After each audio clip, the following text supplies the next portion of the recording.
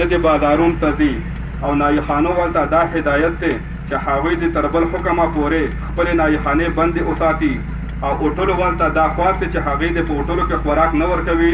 البته که څوک پارسل وړي نو هغې ته اجازت دی.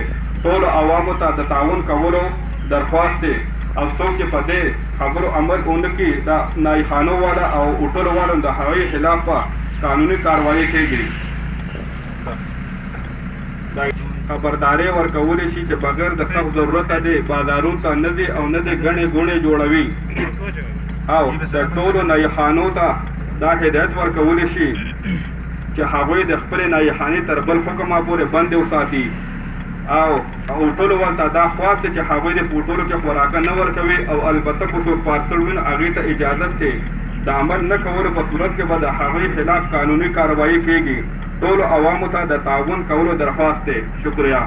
او ضلع انتظامیې د هدایتو مطابق د تعطیل منتن ټولو عوامو ته خبرداری ورکولی شي چې بغیر د سخت ضرورت دی بازارونو ته نه ځي او نه د ګڼې ګوڼې جوړوي.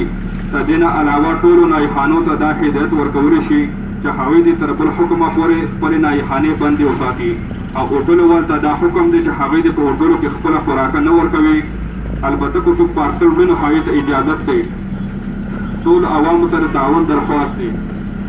دا اعلان یو ځل بیا ووایئ.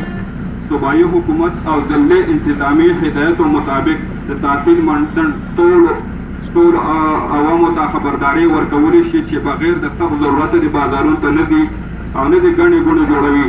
د دې نه علاوه ټولو نایخانو ته دا هدایت ورکولی شي چې هغوی د تر بل حکمه پورې خپلې نایخانې بندې وساتي او هوټلو ورته دا حکم دی چې هغوی د په هوټلو کې خوراکه نه ورکوي.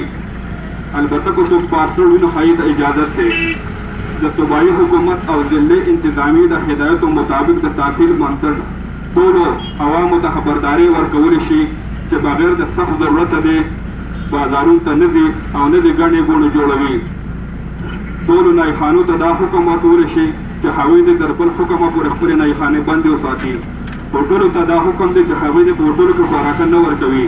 البته که څوک پارسل وړي نو هغې ته اجازت دی. ټول عوامو ته د تعاون درخواست